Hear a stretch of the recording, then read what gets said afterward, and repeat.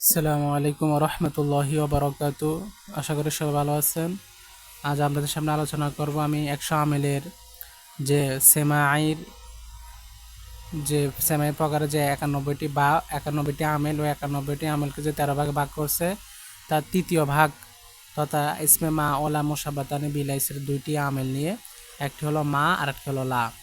তো এই মা ও লা এটি জুমলা ইসমের শুরুতে বসে মুবতাদাকে রফা দিবে, মানে ইসিমকে রফা দিবে আর খবরকে নসব প্রদান করবে। তো দুইটি, একটা হচ্ছে মা, একটা হলো লা।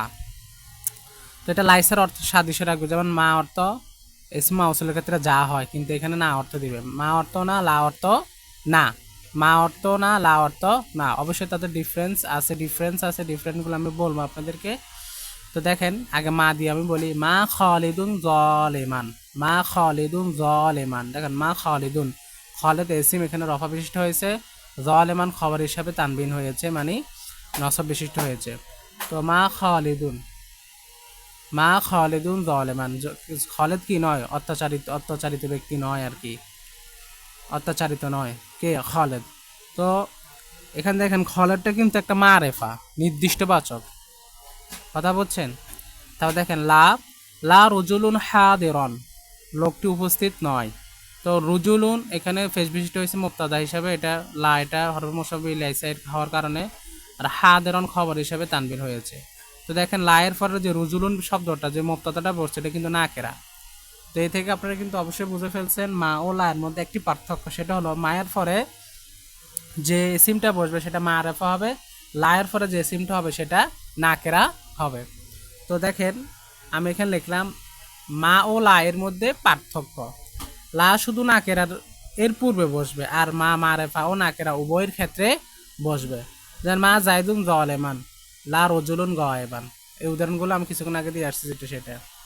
তো লা এর খবরের পূর্বে হরফে যার বা ব্যবহৃত কখনোই হবে না, কিন্তু মা এর খবরের পূর্বে বা ব্যবহৃত হবে। যেমন ওয়ামাল্লাহু বিগফিরিন আম্মা তা'মালুন, এখানে দেখেন ওয়ামা, মা হওয়ার, মা ব্যবহৃত হওয়ার কারণে তার খবরের মধ্যে কিন্তু কি ব্যবহার হয়েছে, বা ব্যবহার হয়েছে। এটাও তার একটা পার্থক্য, কিন্তু লায়ের ক্ষেত্রে ব্যবহার হবে না।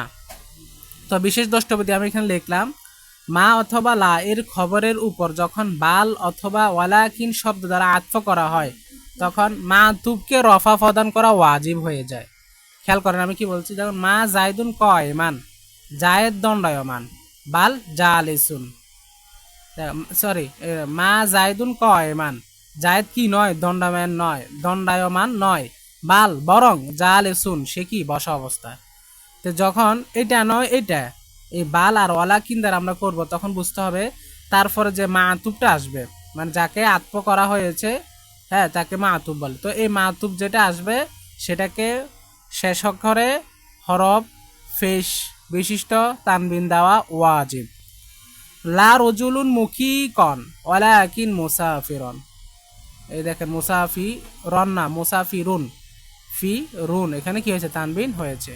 আশা করি বলছেন, মানে মা ও লা দ্বারা যদি কখনো খবরের উপর বাল অথবা ওয়ালাকিন দ্বারা আতফ করা হবে, আর যার আতফ করা হবে ওই মাতুফকে রফা প্রদান করা কি হয়ে যায়, ওয়াজিব হয়ে যায়। মা জায়দুন কয়মান বাল জালিসুন, এই তো জায়দ দণ্ডায়মান নয়, বরং বসা অবস্থায়। এখানে কি দিতে হবে, রফা দিতে হবে। এ হলো আমাদের ইসমে মাওয়ালা মুসাবাতানি বিলাইসা। এখানে আর এত বিষয় আলোচনা না, এটার মধ্যে এতটুকু পার্থক্য জানলে হবে। মা লা এর মধ্যে আমি দুটো পার্থক্য দেখাচ্ছি, আর তাদের উদাহরণ সহ আমেল দেখালাম। আর বিশেষ দ্রষ্টব্য দ্বারা যদি কখনো এরকম হয়, তখন এটা এরকম হবে। আশা করি বুঝছেন। তো সবাই ভালো থাকবেন, সুস্থ থাকবেন। আজকে এতটুকু পর্যন্ত। আল্লাহ হাফেজ। আসসালামু আলাইকুম ওয়া রাহমাতুল্লাহি ওয়া বারাকাতুহু।